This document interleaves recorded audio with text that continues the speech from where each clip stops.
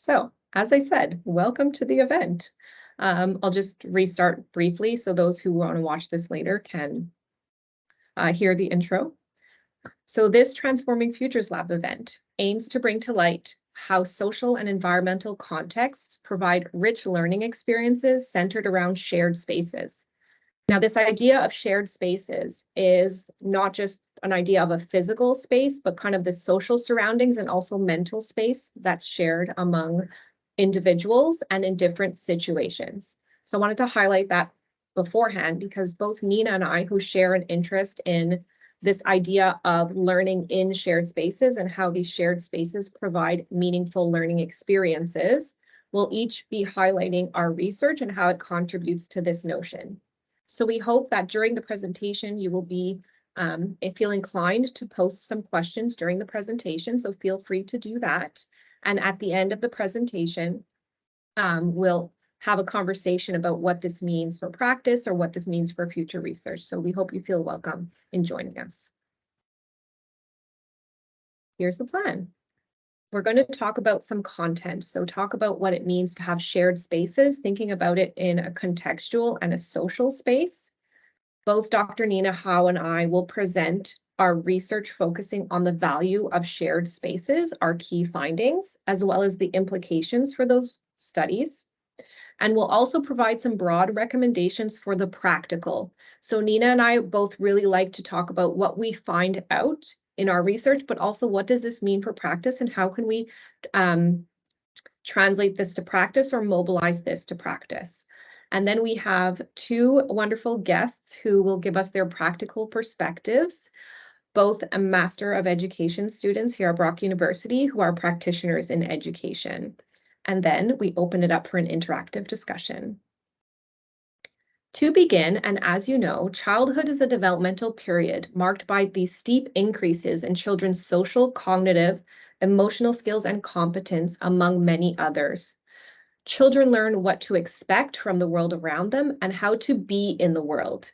And I want to emphasize how to be in the world. So children have these experiences that not just occur in individual isolated places, but that also follow them over time. So they internalize this knowledge that's gained about how the world works or functions, and they take this into adulthood, and they also take it to different spaces as well.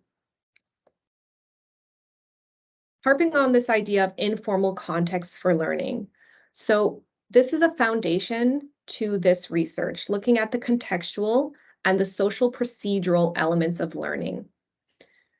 In terms of this informal in particular, we can make a distinction between two general forms of learning environments, the informal and the formal, the natural and the directed, the non-didactic and the didactic. See the distinction?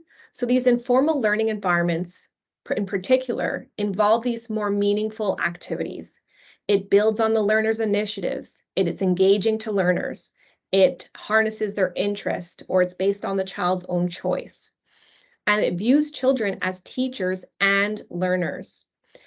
It engages children in this natural desire to learn, allowing for initiative, interest, and innovation in these spaces. Also, this presentation encompasses this learning process, so the social following social constructivism.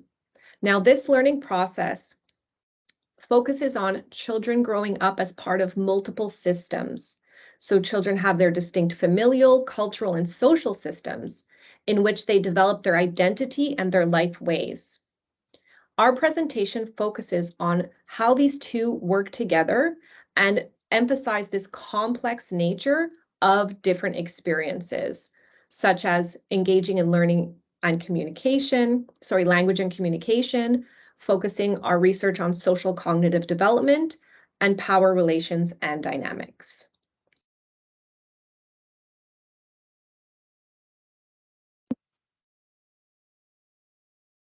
Another element that brings Nina and I's research together is the centrality of relationships. So we have these informal contexts that is kind of outside formal schools or formal daycare settings, but we also focus on how it occurs in these social relationships or close relationships with others.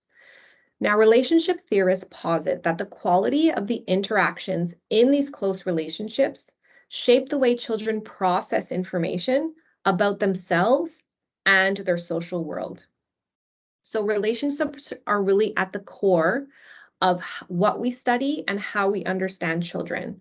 And this is going to come into play with Nina's presentation on looking at imitation and that connection that children have with others, looking at conflict, looking at different play scenarios. It all occurs in relationships. And with my research, I focus as well on some teaching and learning and that relationship between people, but also this power dynamic. And relationships is central to these research topics. Now, with the centrality of relationships, children must be considered not in isolation, but in relation to others. So looking at parent-child relationships, sibling relationships, teacher-educator-child relationships, peer relationships, for example, as well as context. So again, you have kind of the social with the relationships, but then you also have the contextual, whether it's physical environment, looking at the family dynamic, who's involved in that interaction, what materials are involved in that interaction, will differentiate what children are learning with these shared spaces. And we have to treat these social beings as part of this network of relationships. And as you've experienced yourself, and as you know, that when we're interacting with different people, we share our ourselves in different ways with different people, you know, whether we're in a professional or a playful setting, we might share different parts of ourselves, or we might act in certain ways. And this is part of one aspect of our research that we'd like to share. So thinking about the relationship theories, relationship theorists posit that in these spaces, it offers multiple learning opportunities. Again, language and communication is a big one because you got to work together and you got to work things out with others. You develop a sense of self. Or do you feel powerful in that situation? Do you feel powerless in different situations? It focuses on these learning opportunities of cooperation and conflict resolution, skill development, self-esteem, social understanding, and all of these different great learning opportunities also in turn contribute to school achievement. So our research focuses on learning as it occurs between people and during naturally occurring these informal learning experiences with social and material activities. So conflict, how children play with different play sets, whether the play involves games with rules or games with no rules, and who is present in these contexts. So it's very complex, but it all comes together and we have the same conclusion as to what this all means at the end. So we center our notions on two ideas. Looking at the social. So we're social collective beings and programmed to affiliate. This is rooted in a lot of popular theories like Maslow's hierarchy of needs or Bowlby's attachment theory, where we all are programmed to connect with each other. And if we can connect with each other in a positive way, we have great well-being, or we feel really good about ourselves and really, really like to interact with others. And the other idea is agency. So we interact with others, but we also want to feel active. So that's the agency piece. We want to feel as though we're taking part in the social world, that we have some kind of autonomy in what we do. And through this engagement as active agentic beings in the social, we have this great social cultural experience that provides powerful learning experiences. So individuals can't be fully understood in isolation, and we must consider them in context. This is what Nina and I do. The notion of shared spaces, as I said, and I want to reiterate, is twofold. We want to look at the social with looking at the child and individuals as agentic beings, able to engage with others and motivated to meet their goals, but also is contextual, taking into account the space they're in. So the space, again, is looking at, you know, am I talking to my mom? Am I just talking to my brother? very different situation. So it's looking at those contextual elements, whether they're social elements, or am I playing with a particular play set that provides certain insights, or that I really want to play with? Is it something I'm not interested in? So looking at those two ideas. So I'll pass the virtual space now on to Nina, who will present and continue with the importance of these informal learning environments and social connection, and present her related research.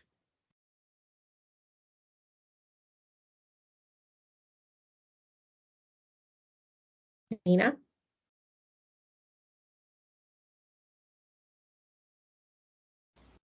Sorry, might help if I turn on my mic. There you are. Okay. Hello. I was just going to say thank you, Sandra, for that very thorough and wonderful explanation of where we're going today. So today we really want to focus on these informal learning spaces that really show children's capabilities, what they're thinking about, what they can do, how they interact with other people. And in particular in my work, we've looked at, and I say we because Sandra's been a large part of it among many other graduate students.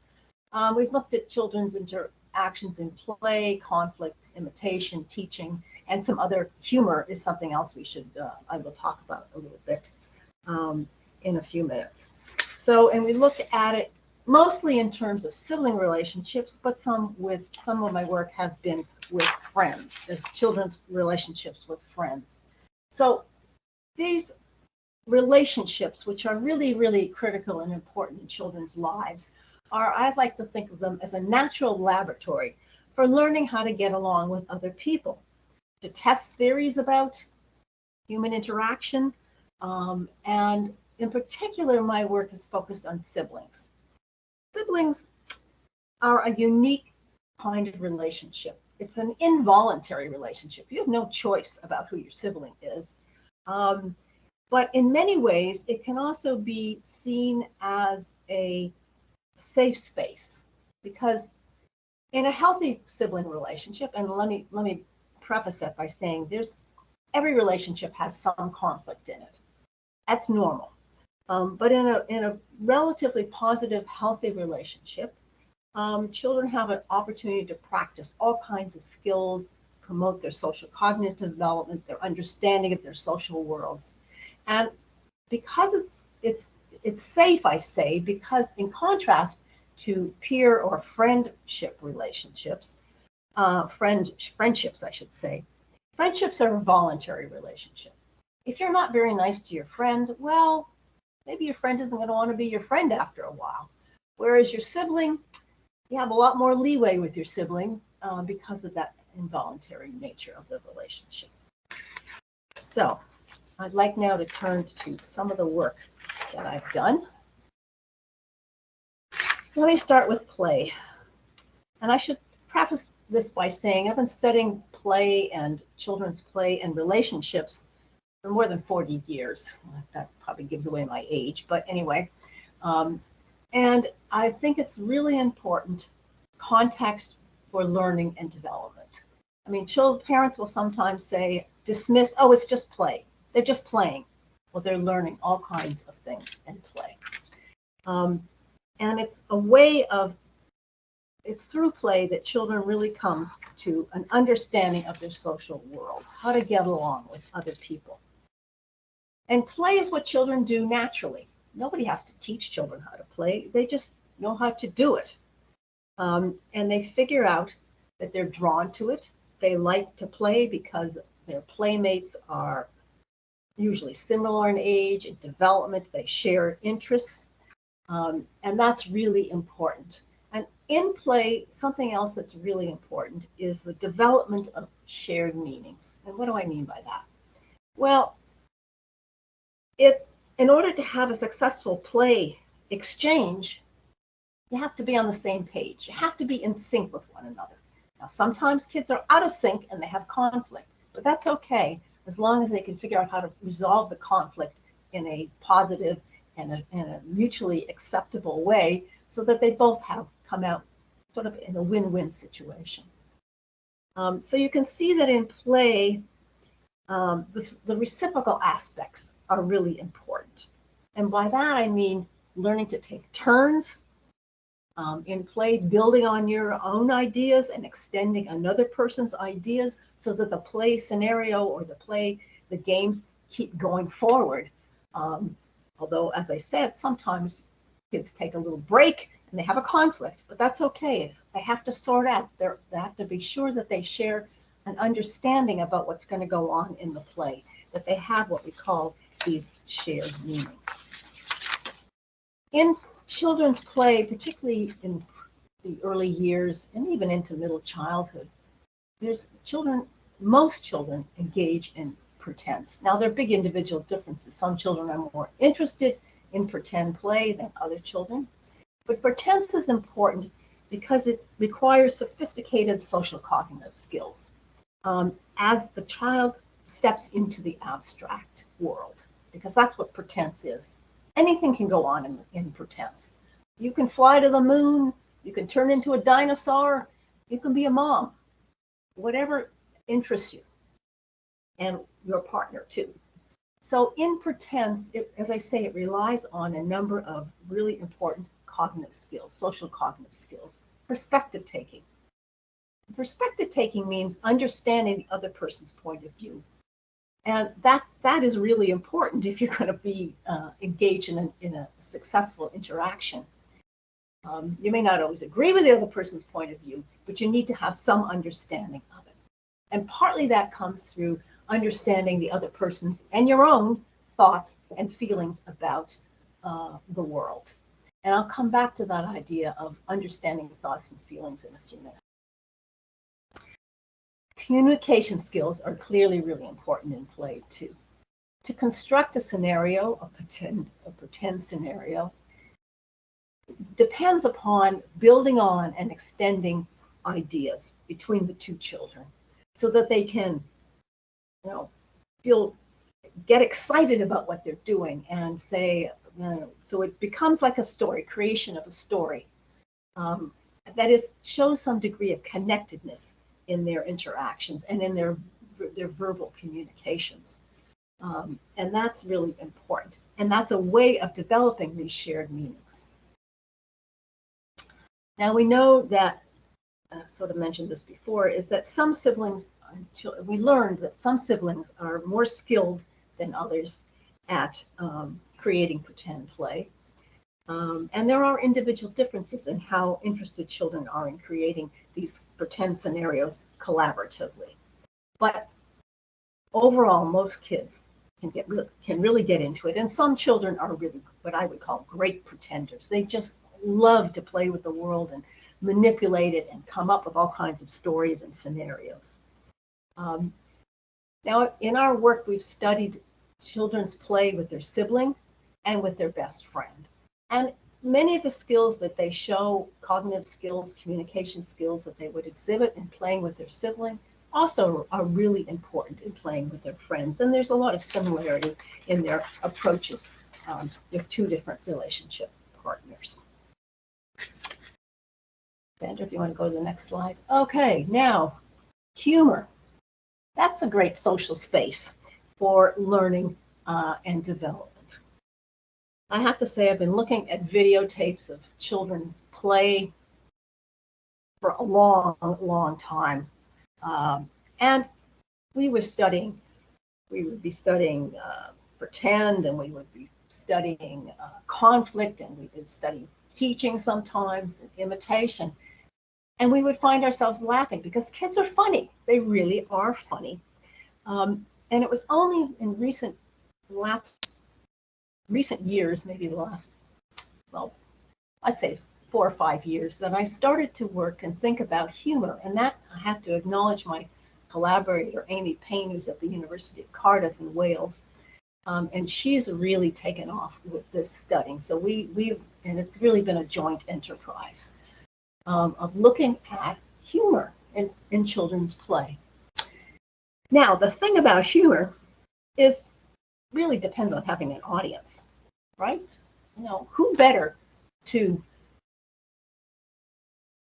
Who do you know better than perhaps your sibling or your best friend?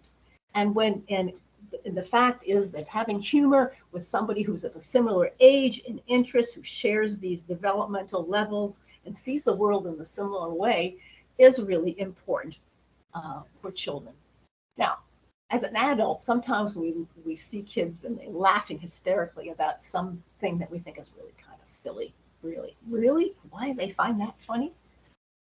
Doesn't matter. Kids are creative and they love to engage in humor.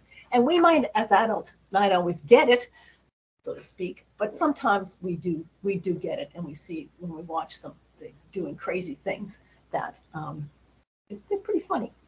So in our work, we've looked at different kinds of humorous behaviors. And let me just go through some of them and give you a few examples. Performing incongruities, doing things that kind of don't make sense. One little boy in the study we did said something like, "I'll tell you a little secret. I have a piece of cheese in my pocket." Now, who on earth carries cheese in their pocket? But that just, his partner just roared with laughter when he said that. Wordplay. Children play with language and words all the time. And you hear things. So in one situation, the kids were setting up a barn, and they were making the animals play in the barn, and they were having a great time. And one of them said, "Barn dance? Get it? Sharn dance," and just starts wiggling around in a funny kind of way, and the other one just laughs. Sound play. Well, we all know about sound play. Here's one example of a child who said, "Ooh, I've been slimed." Oh my gosh. And the other one roars with laughter, just like the kids in these pictures do. Taboo. Oh, that's a big favorite, particularly with little boys. And as one pair said to each other, one sibling pair, one of them went on and said, they were singing the ABC song, and said, actually it was a she. She said, "HIJKLMNOP. Get it? P?" In other words, and they roar with laughter, And then there's the good-natured banter that goes on between children. They were setting up this barn set, and one sibling said pulled up something and thought it was a chicken, and the other one said, in a humorous kind of banterish way, "No, that's a duck, you goose," and they laugh. And then, of course, there's clowning, doing silly, crazy, wiggly things like these two pictures, sticking and pulling their tongues, like this, or kids wiggling their hips during a silly song. So kids engage in this kind of humor. It becomes more sophisticated over the early years and into middle childhood, more related on language, incongruities and things like that. But it really is a big part of kids' lives. And through it, humor brings laughter, brings positive feelings. It brings children together to feel like they're co-constructing something, and they love to carry on for each other. So, and you can see these pictures here where they're just laughing at what they're doing. So I think that's really fun. Okay, the next theme that has really run through a lot of my work is children's use of what we call internal state language as an opportunity for learning and development. So what is internal state language, or what we call ISL for short? It is the understanding one's own and other people's thoughts, feelings, intentions, desires, emotions, and how do they use those words in their social spaces through play, humor, teaching, imitation. And verbal references to these behaviors, and I'm going to go through them in a minute, requires pretty sophisticated social cognitive skills. It requires perspective taking, and it becomes, children start with internal state language references very early in the learning to talk. By the time they're 2, they probably have a few words like happy or sad in their vocabulary. As their language becomes more sophisticated and broader, they begin to develop all kinds of internal state language terms. And it's really a fundamental aspect of human communication. We need to be able to express to other people what we want, what we're thinking, how we're feeling, what our preferences are. These things are very important for all human communication. And as I said, children use the social spaces and we find strong associations between children's use of internal state language, or ISL, with pretense, with humor, with teaching and imitation. It's a really important part of human communication. So what kind of words would qualify or would be coded under goals and intentions? Words like must, have to, got to, tried, those words that indicate what our goals are, that I want that particular item, or I must have something, got to do this. Those are the kinds of words that reflect our goals and intentions. Cognitions and beliefs are words, sometimes they're called mental states too. Words like know, I remember, I pretend, you think. Those are words that reflect our thinking, our cognitions, and our beliefs.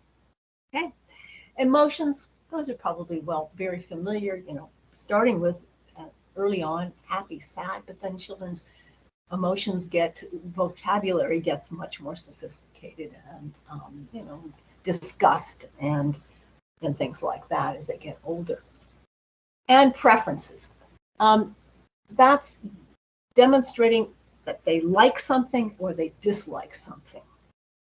And of course, the other thing that's been really important, and I have to here reference my former doctoral student, Jamie Leach. You'll see her, she's cited at the bottom, who's really been interested in ISL in children's play as well. And she really looked at got us to really think about the reference of who are we talking about when we use ISL? Are we talking about ourselves? Are we talking about our partner, someone else? Are we talking about a pretend character in the play? Because we can say that the pretend character has feelings or intentions or goals, cognitions, beliefs, whatever. Or are we talking, sometimes children talk about in their play, they'll talk about a shared reference of we, meaning there's that creating that sense of shared space as well. So we think, or we will pretend, or things like that. So in my work, I know that we've looked at, in play, the kinds of internal state language that children use with their siblings versus their friends.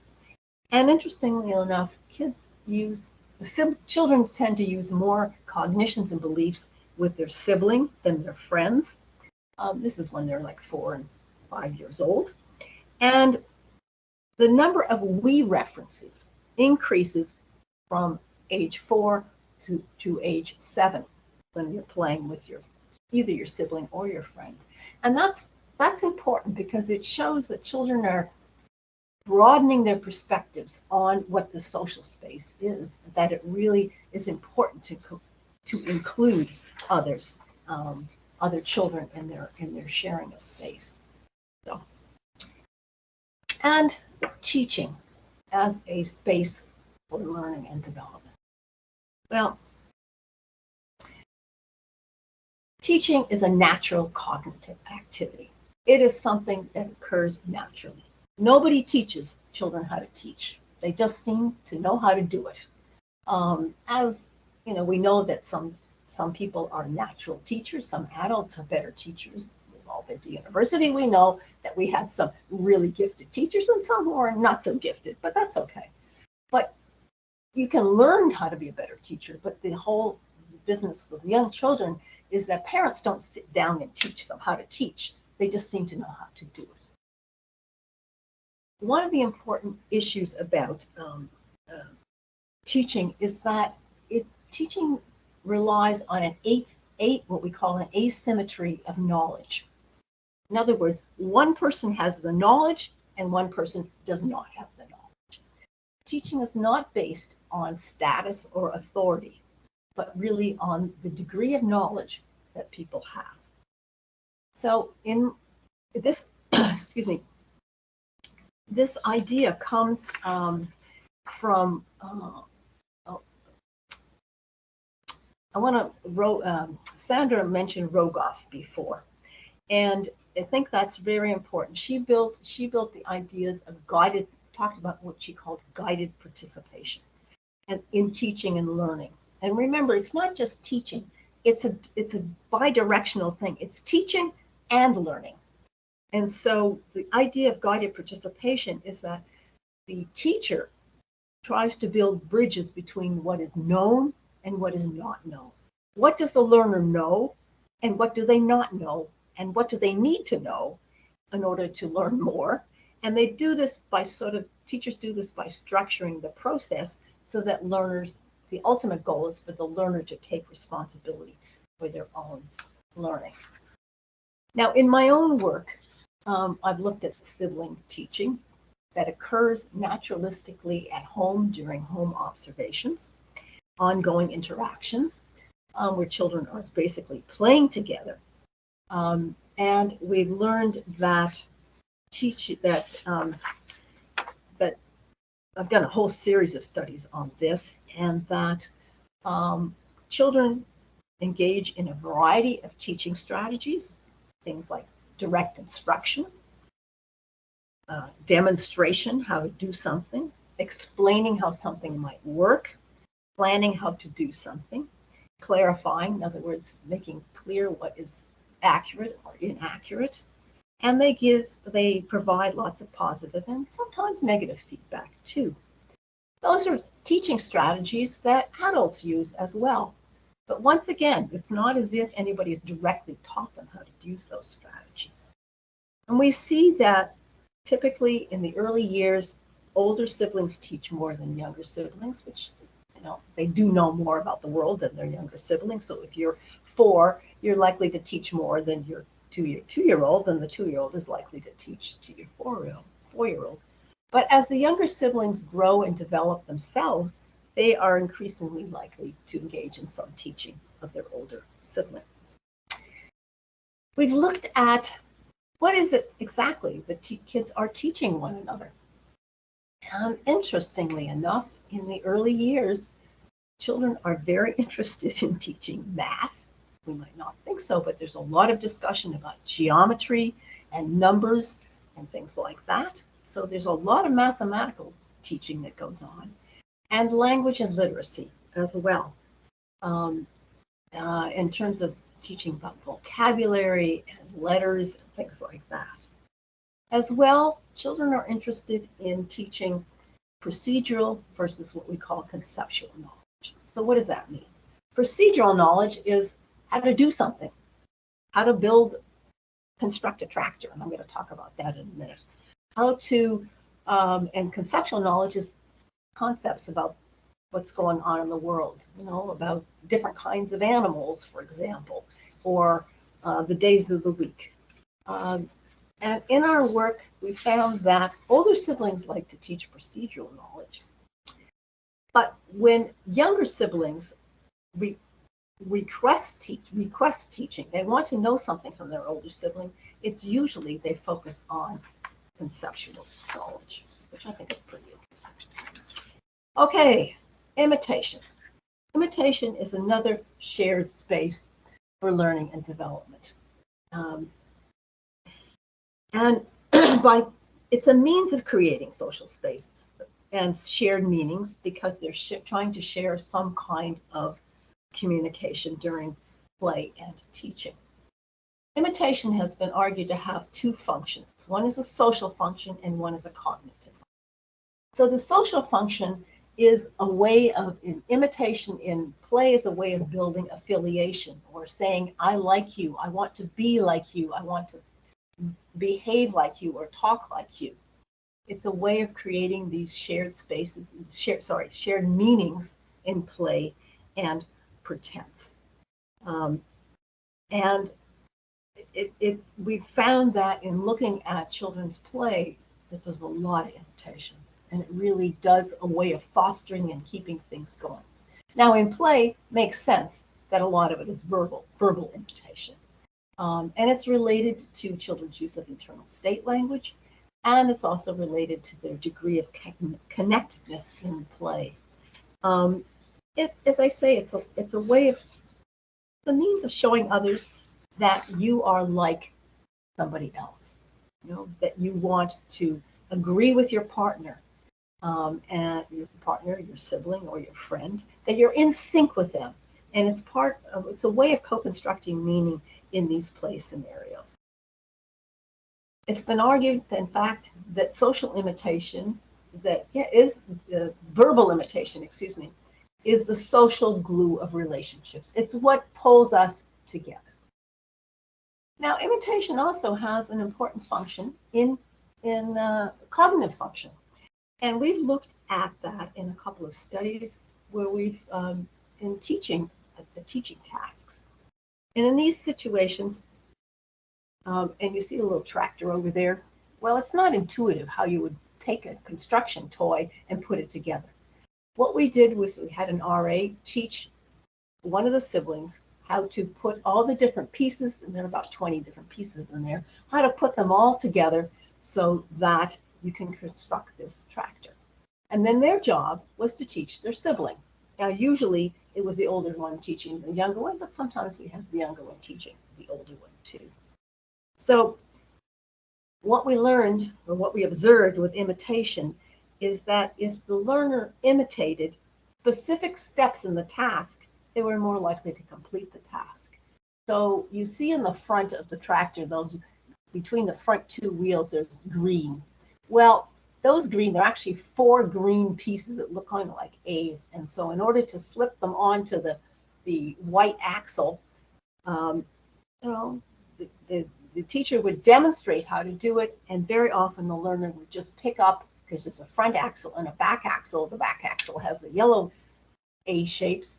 They would pick them up and just imitate and put them together. They don't really sometimes talk through it, but verbal imitation was very important.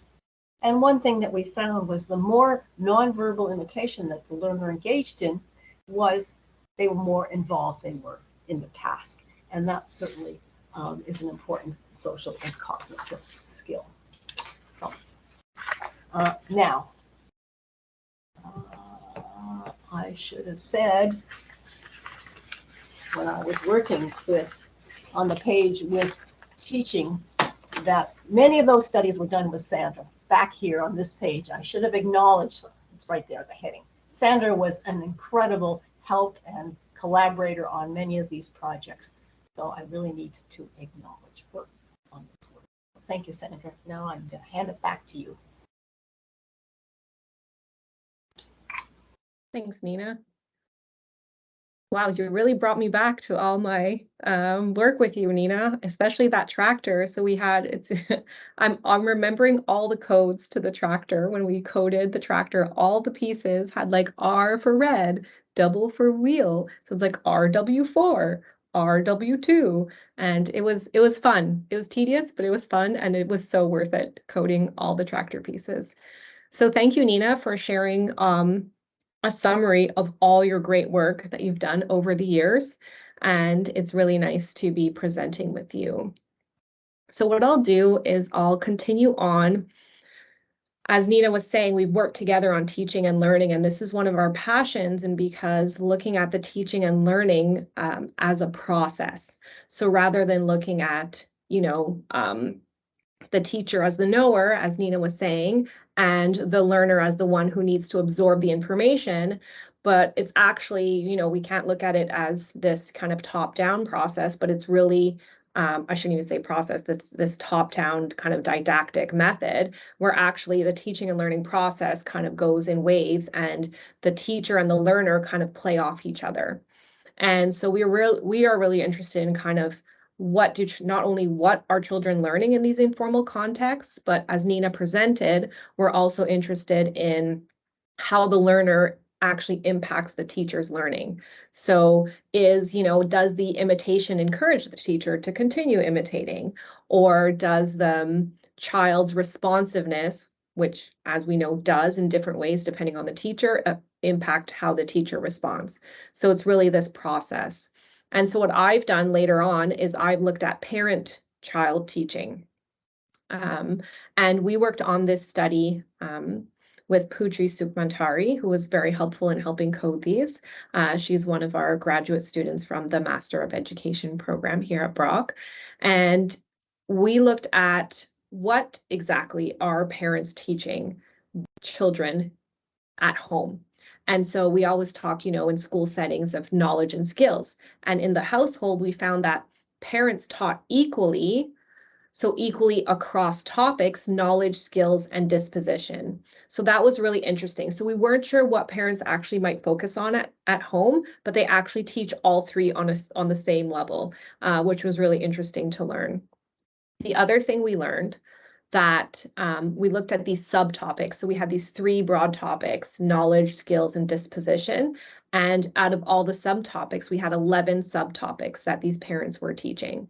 And so what pulls the weight? So what kinds of knowledge is being taught, what skills and dispositions are most likely to be taught, is something that we were interested as well. So as these parents were teaching, by the way, this was teaching in a natural home setting with no influences, outside influences. Another thing I want to note about this particular context is that it was, in this case, nuclear families with mothers, fathers who lived together in the same home with 2 children aged 4 to 6. And so what these parents were teaching was in the cognitive side, in the skill side, parents were teaching cognitive skills, so how to think about things. With knowledge, parents most likely taught game rules. So what are the rules about the game we're playing? And then social rules for disposition. So parents really harped on these social rules of how to get along with others, essentially. Another thing of note with this research is of the total teaching sequences. So we coded, yes, over 1,033 to be specific, teaching sequences of parents teaching their children. 96, so a majority of these teaching sequences involve the teaching of 2 topics. 8 sequences included 3 topics, but all that to say is that when we engage in teaching, there's not only one thing that we're teaching at a time. So we're not just teaching a cognitive skill, or we're not just teaching, literacy or math. There's usually something that's connected to that. So this reflects kind of this complexity of what happens in the teaching process. Another thing to note is that there was no pattern of co-taught topics. So it wasn't a situation where cognitive skill and game rules were often, taught together. That wasn't the case. So there was actually many different kinds of topics that were taught in connection with other topics. So there was no common pattern, which was interesting in showing, the rich variety of learning that's happening at home. We also found, and I've worked closely with Fadwa Farhat on this, one of Nina's Master of Education students, or Master of Arts actually. And we worked on looking at, what are the differences between the mother and the father's role in teaching? So what did we see as differences between these 2 parents? We did note that the proportion of teaching did not differ, so both parents taught about the same amount. But we did find differences, again, talking about context. So this teaching and learning setting is an informal setting because it's just parents teaching their kids at home. And when we're thinking of context specific, mothers taught more during conflict situations and fathers taught more during game situations. So just to show the difference in the contextual influence of what's being taught. And by context, again, I mean here social context. So who's involved or who's more active. Fathers with games, mothers with conflict. There was also a difference in teaching strategies. So most strategies were used about the same amount. Nina mentioned the strategies earlier. So, direct instruction, explanation, and we talked about too kind of this imitation of the learning experience. So in this situation, mothers used more explanations than fathers did. As for teaching type, so what were parents teaching?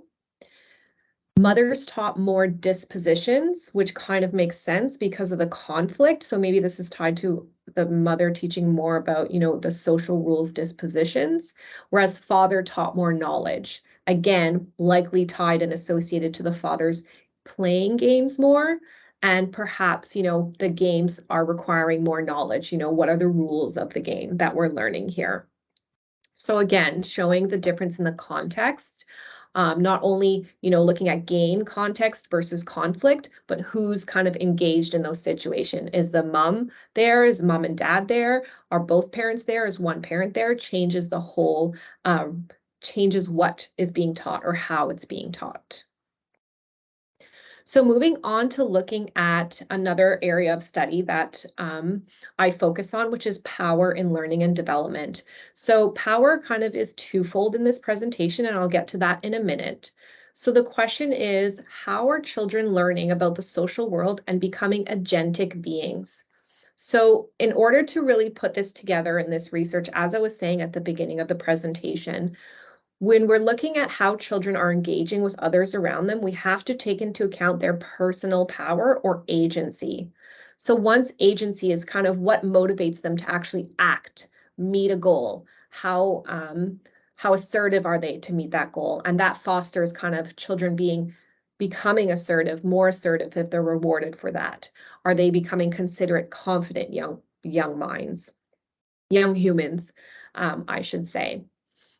So you have this kind of personal agency, but once you add another agent or another human, another person, this changes the whole dynamic. As I was saying earlier, if you're hanging out with your parents or you're hanging out with your sibling or a best friend, you will engage in different ways depending on that social environment. And so we look at social power as behavioral expressions, and I'll get to what kinds of behaviors in a minute. And we can have a representation by looking at these power behaviors. We gain insight into children's social, emotional, and cognitive skills. I also want to indicate here that when we're looking at social power, we have to look at it as a social attribute. So when you're engaged with another person, the power does not only exist within that person, the power depends on the other person. So the same with what Nina was expressing with humor. When you're engaging in humorous practices, often you share more humor with those who you feel safe with, like a sibling. Or, if you have an inside joke with somebody, it's a connected experience. So that's the same with power. When we're looking at power, social power in particular, how you behave and how you act depends on the power of the other as well. So a good example of this is, parent and child. So that power is usually not so symmetrical, is typically imbalanced, whereas the power that exists between siblings is usually balanced. And that changes the whole dynamic of what's happening in that relationship interaction. So the two underlying features is the personal and social power that come into play when we think of these shared spaces. So how are we sharing these spaces? Is the space actually shared, or is it a space where there's maybe a dominant person, or a child doesn't feel as connected or agentic in the situation? So we really want the child to feel connected and to feel like they can meet their own goals in those situations, having this kind of balanced shared space. So how does one develop a sense of power? So that's a good question, and I'm working on it. I'll let you know. But this is a very multidimensional and complex construct. I sometimes honestly wonder, why did I select this topic to study? It's really complex, and there's not only personal and social power, there are kind of other levels of power that we're not going to get into today.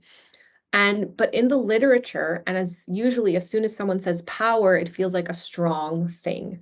Right? So for instance, much research uses this word interchangeably with labels such as dominance or authority when you kind of have this non-shared experience, right? So it's usually dominance, submission, authority, subordinate.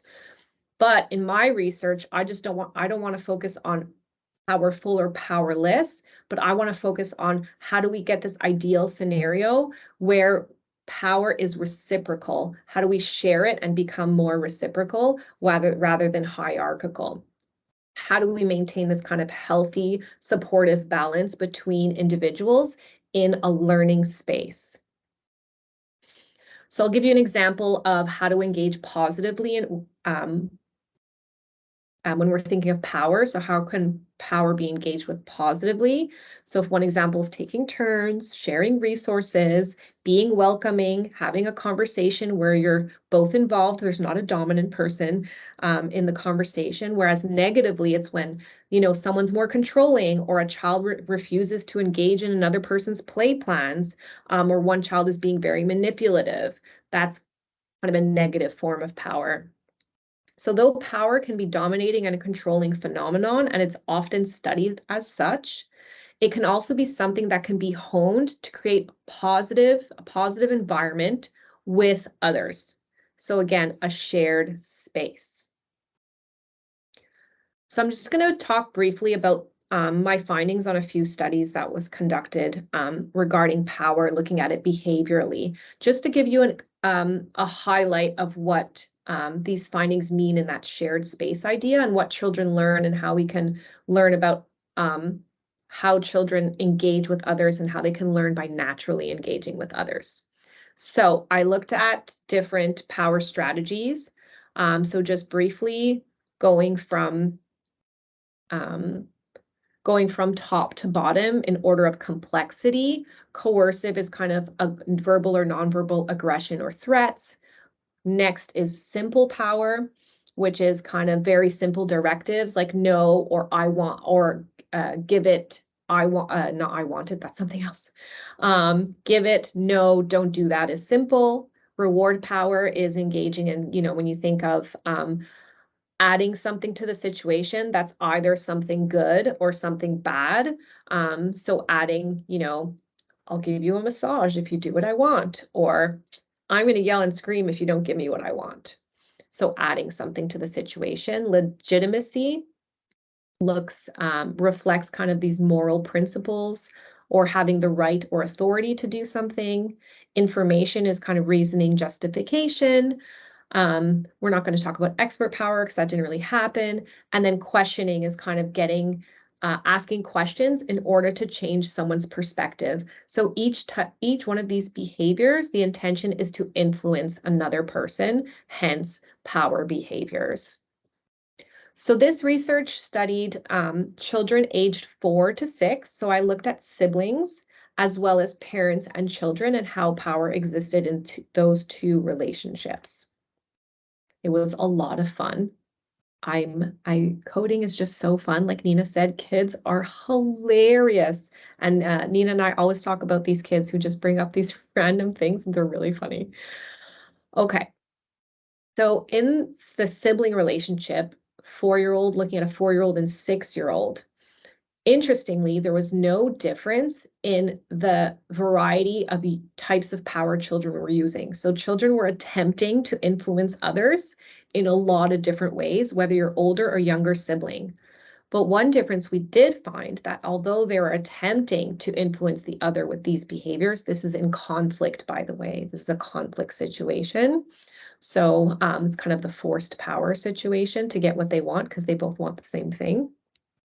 Older siblings were actually more effective over their younger sibling when they used legitimate power, which makes sense because they are the older sibling, but they've also learned they can use this to their advantage. And so they'd say things like, you're supposed to listen to what I say. I'm your big brother, or I'm your big sister. And then it also is probably because they recognize kind of the strategies that they can use and that can work. So by saying things like no fair, like this is morally wrong, and the younger sibling would usually give in.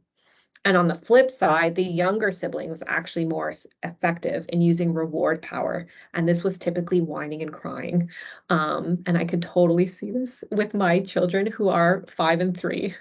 And the younger one is usually like protesting a lot more. With parents, so now we're changing the power dynamic, right? So siblings have a little bit of a more balanced power in that they're both children, but the older sibling has kind of a little bit more of a powerful role. Whereas if you're looking at parents versus children, it's more of a stark difference in their power relationship. And what was found here is that, yes, parents are more effective in using power than children.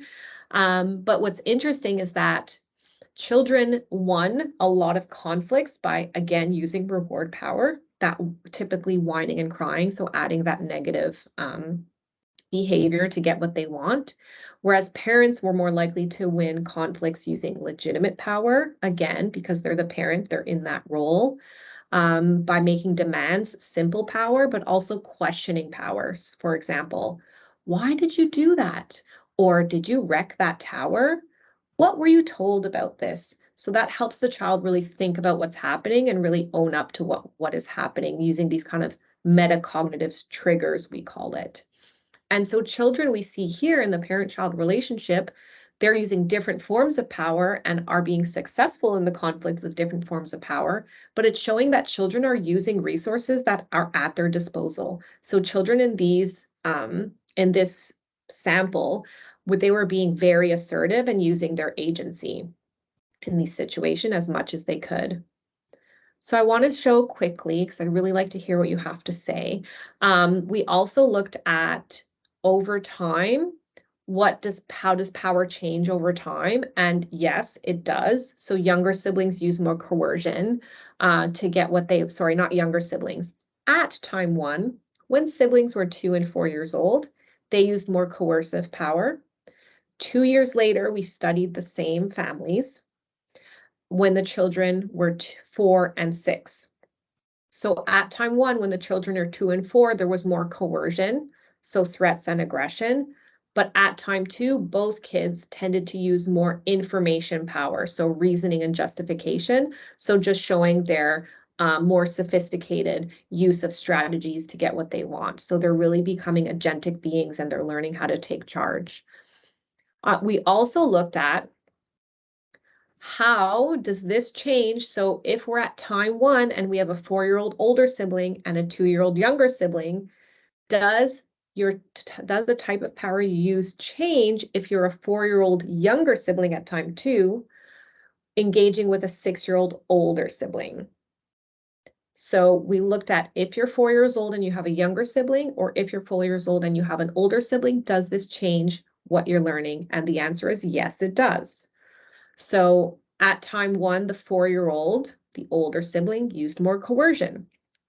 At time 2, the 4-year-old younger sibling was more effective with reward power. And they were also more effective with information power. So the younger sibling is really learning from their older sibling, how can I actually use my resources? And the fact that they're also using information power shows that they're learning how to justify and reason in the conflict. So that was a really interesting finding. So what are the take-home messages of Nina and I's research? What does this all mean? So we have 3 take-home messages. 1 is the value of informal learning contexts, particularly when they're shared with others. 2, that there's rich learning that takes place naturally between humans and by activity. And 3, taken together, this changes our conceptual understanding of learning itself and the teaching and learning process. So starting with the first take-home message is that we need these shared spaces for rich learning, looking at spaces shared with others, but also shared based on kind of harmonious power balance. Like Nina said, it's about this shared safe space where children can really use their behaviors and share emotions, internal state language to interact. Also, need I say more? Nina and I have found that in our research together, we see in these shared spaces, sharing humor, sharing conflict, teaching and learning, etc. There's all these different kind of outcomes, if you want to call them, or skills that we see children are engaging in and learning. And this is actually probably the tip of the iceberg if we want to get into detail. So this rich learning takes place naturally in these shared spaces. Going to the third. So when we think of the child, we have to consider them as unique, authentic selves with their own lived realities. A 4-year-old with a younger sibling or a 4-year-old with an older sibling, it'll change what they're learning in that situation. We have to consider the status or the role of the child versus the adult. We have to think about the term childhood and what does this term actually refer to? Is it a different capacity compared to adulthood? Are we saying that children are not as competent, not as respected, or not as worthy of being heard if they're in childhood? We have to think about things and how they work together and what this means for providing the shared safe space for young children. So this brings us to the third take-home message. So if we see children as equally worthy of what we believe we deserve as adults, we must change our conceptual understanding of learning itself. So getting away from the typical adult is the knower, child is the learner, and getting away from the learner is the lesser. So the learner is not the lesser, but an agent of powerful being, a powerful being that is able to take charge of their own learning. So I'm going to go straight. These are some recommendations that we have, but I want to leave time for our students to give their perspective so we can maybe get back to this in our discussion. Oop. All right, so we have to change our perspectives. We have to change our perspective as what is the adult and what does the child see? And we want to share perspective. As you can see in this photo, the parent has the child on their shoulder so they can see and share the same experience, right? And so it's kind of this idea, if you want to gain perspective, you have to share the space.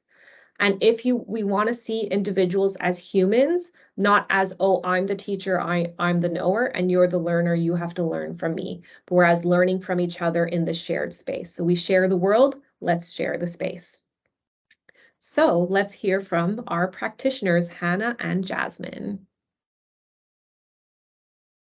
Thank you so much, Nina and Sandra. I have learned so much from the presentation as a new mother myself.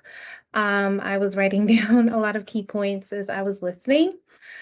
We will now transition into the practitioner perspectives. I would like to introduce Hannah and Jasmine. Hannah Albaqueen is a full-time student in the Masters of Education program at Brock University. She worked as a science teacher for 11 years overseas, and she also worked as an early childhood educator for 11 years in Hamilton, Ontario. She believes early years learning should evolve in order to empower children's roles to be active decision makers and leaders in their own learning. Jasmine is a part-time Master of Education student focusing on social justice, power, and politics. She is a former early childhood educator and now works as a full-time teacher for the Halton District School Board and spends her days with a delightful group of fourth graders. Jasmine also has 3 amazing children, ages 9, 7, and 5, and loves talking about the joys and struggles that come with being a parent. So I want to pass the space to Jasmine and Hannah and just ask them from a practitioner perspective. You can briefly discuss the applicability of the topic in research. Thank you. Hi, everyone, and thank you, Dr. Sandra and Dr. Nina. I wish I had this presentation when I was working in the field of early childhood education.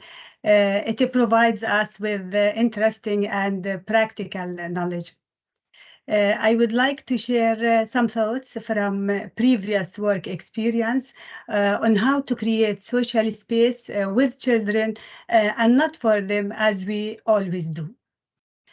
From my experience as an early childhood educator, we as educators prepare everything for children. For example, We create the learning centers. We provide toys on the shelves based on their availability. We lead the children to the craft table to do some art. We gather children to read for them. We decide for them when to eat or when to have a break. We need all children to know colors and to memorize the alphabet and to learn how to use a pencil. We decide for them when to learn and how. So basically, everything is about we, the educators, and what we do for the children, since we, as educators, are in a position of power due to the hierarchical nature of our role and our experience, and children in a powerless situation. To create a safe and social space with children, we need to share power with children and learn from them. From my experience, sharing power involves some key actions, such as respect them, take them seriously and treat them fairly, include them, involve them in decisions that affect their learning, collaborate, work with them to gain insight about their knowledge and interests, to provide them with materials that expand their thinking and interest. Let them lead, create opportunities for them to take action and lead their learning according to their interest. Also, to empower children means to help them build on their strengths and capabilities to learn and explore. Empower their role as young learners and understand their interests and how they learn. As we all know, not all children learn by providing them with direct instructions or rules. So I believe the most important thing, we need to change our role from educator to facilitator, co-learner, and knowledge navigator. We also need to see children from different lenses. We need to see them as active learners who have ambitions and desires to discover the world around them. Finally, I believe these values or principles will help us as educators to understand children's power and role in their learning and to have a clear vision on how to create a safe and social space with all of them and based on their unique individualities. This is just my personal opinion based on my work experience. Thank you, everyone, for your time.